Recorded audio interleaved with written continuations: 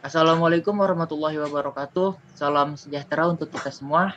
Kami dari kelompok 3 akan membawakan materi tentang kebijakan pembangunan bidang pendidikan, keluarga berencana, kesehatan masyarakat, dan posyandu.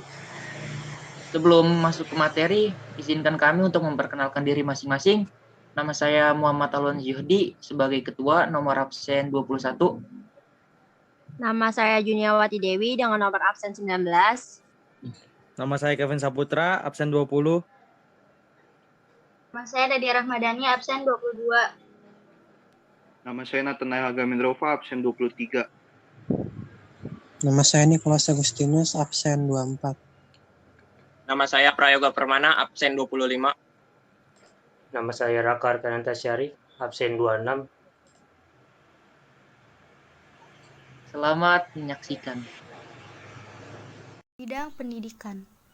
Pada 1973, Soeharto mengeluarkan Impres nomor 10 1973 tentang program bantuan pembangunan gedung SD. Pelaksanaan tahap pertama program SD Impres adalah pembangunan 6.000 gedung sekolah dasar. Program wajib belajar pada era Soeharto mulai dilaksanakan pada 2 Mei 1984.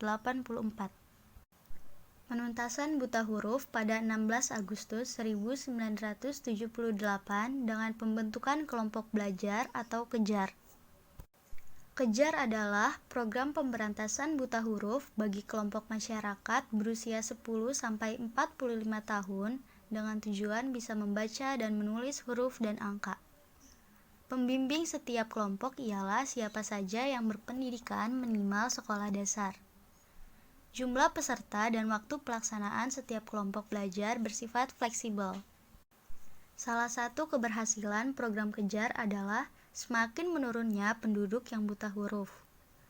Pada sensus tahun 1978, dari total penduduk 80 juta jiwa, Indonesia masih memiliki 39,1% penduduk yang buta huruf. Pada sensus tahun 1980, persentasenya menurun menjadi 28,8%. Sensus tahun 1990 menyusut menjadi 15,9%. Keberhasilan pemerintahan Soeharto dalam bidang pendidikan ini membawa Indonesia menjadi negara dengan sumber daya manusia yang unggul. Pada Pelita 1, program pemerintah difokuskan pada pemberantasan buta huruf. Selanjutnya, pada Pelita 2, pemerintah melakukan usaha pemerataan pendidikan. Presiden Soeharto menginstruksikan pembangunan sekolah dasar hingga ke pelosok negeri.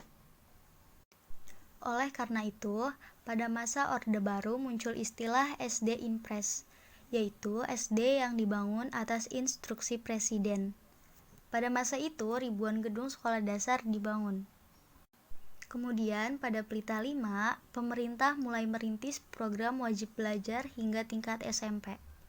Program ini disebut wajib belajar 9 tahun. Program pembangunan kesehatan ada 2, yaitu KB dan Kesmas. 2 program ini masih berjalan hingga saat ini.